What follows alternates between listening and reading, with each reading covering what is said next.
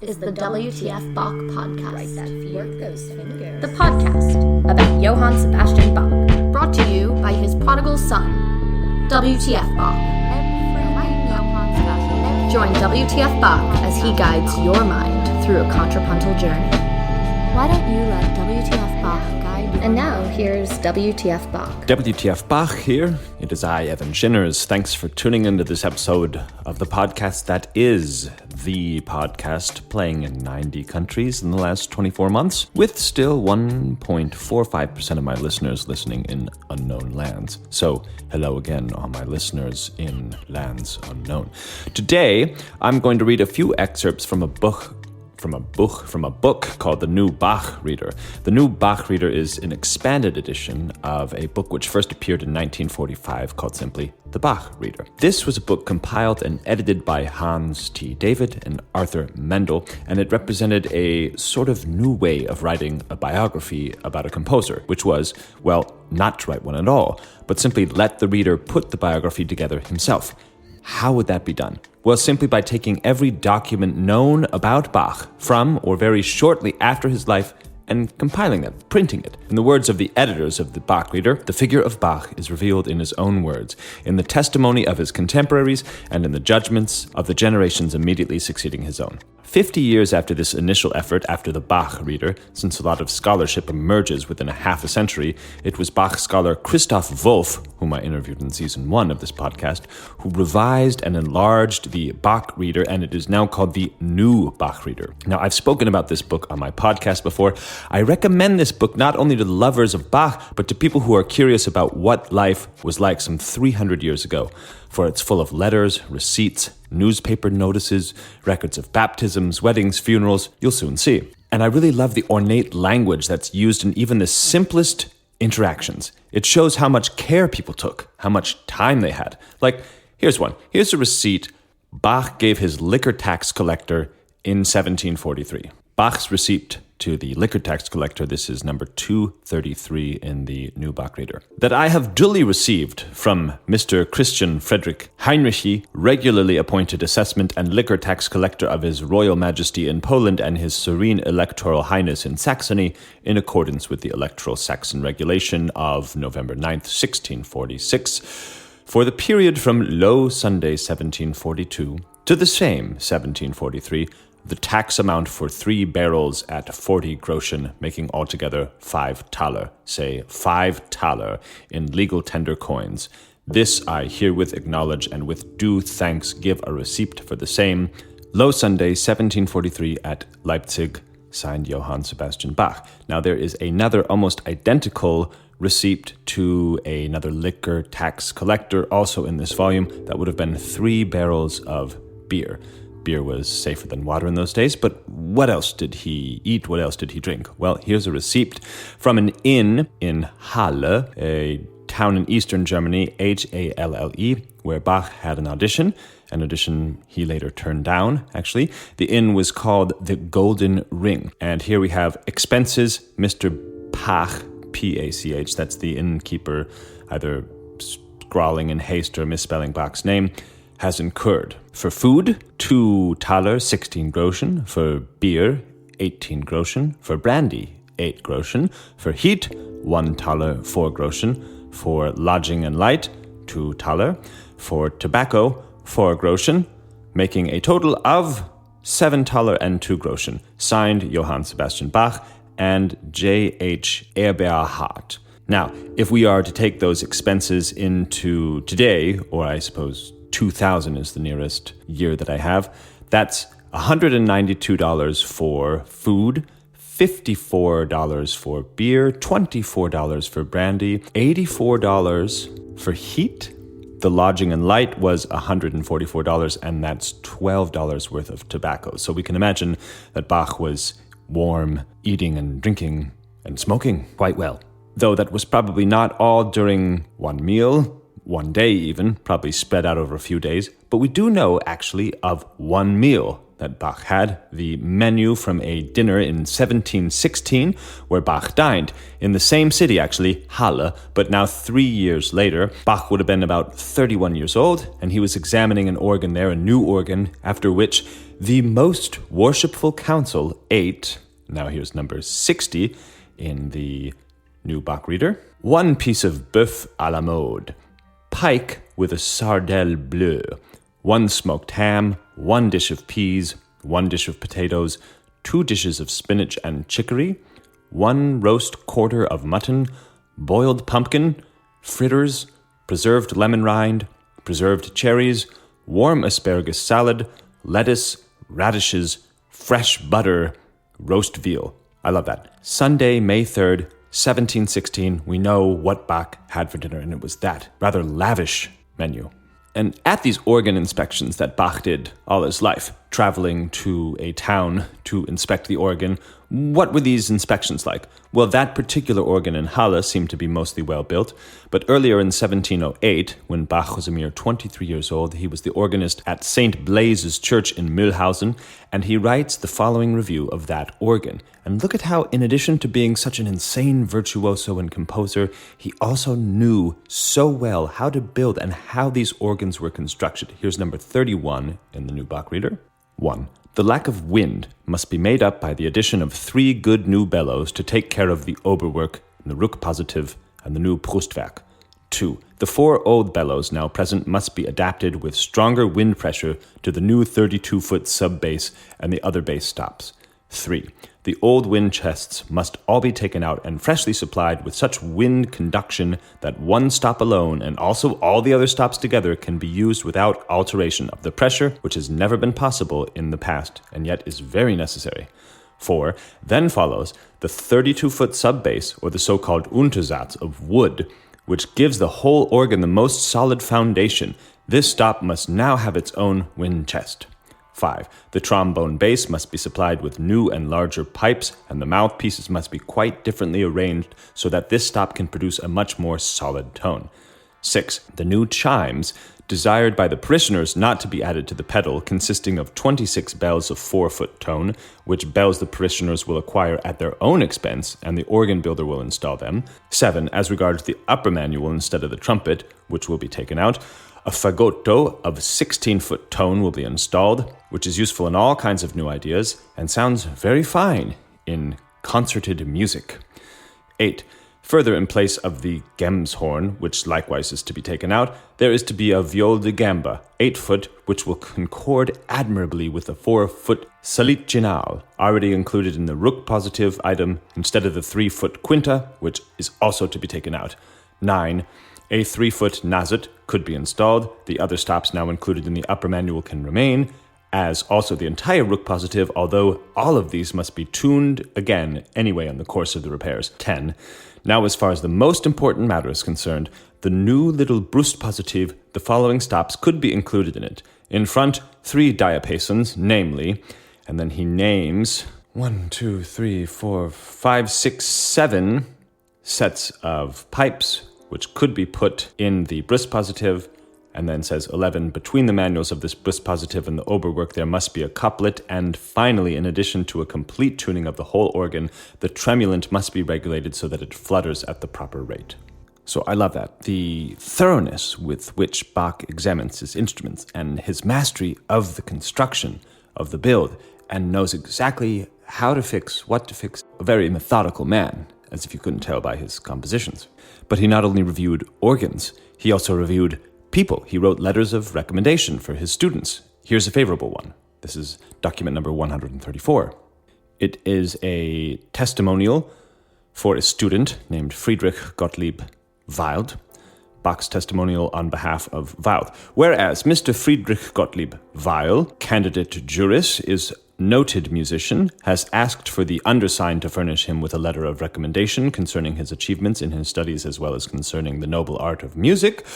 Accordingly, I have thought it no more than my Christian duty to testify to the fact that the said Monsieur Wilde, during the 4 years that he has lived here at the university, has always shown himself to be diligent and hardworking in such a manner that he has not only helped to adorn our church music with his well-learned accomplishments on the flute traversier and the clavecin, but also has taken special instruction from me in the clavier thorough bass, and the fundamental rules of composition based thereupon, so that he may, on any occasion, be heard with particular approval by musicians of attainment, I consider him, by virtue of his conduct in this and other respects, worthy of all encouragement, and add my wish that this sincere and conscientious testimonial may be of use to him in securing the advancement he deserves. Johann Sebastian Bach, Kapellmeister to the print of Anhalt Curtin and Director Chori Musik Leipziges, Leipzig, May 18th, 1727. Herr Wild, Mr. Wilde, must have been very pleased with such a letter, and that is quite a way to go down in history from Mr. Bach. But how would you feel if your name was somehow associated with Bach in an unfavorable light? Well, that's the fate of some 11 odd young boys applying for the St. Thomas School in Leipzig, where Bach was the music director. There's a letter from the school board chairman mentioning Bach's opinion of the applying boys' musical abilities, and then Exhibit B, Bach's written review from 1729. This is number 142 in the New Bach Reader. Bach's report. Quote, "The boys who wish to be admitted to fill the present vacancies in the School of St. Thomas as resident students are as follows. 1. Those who can be used in music. Sopranos. Christoph Friedrich Meissner of Weissenfels, aged 13 years, has a good voice and a fine proficiency.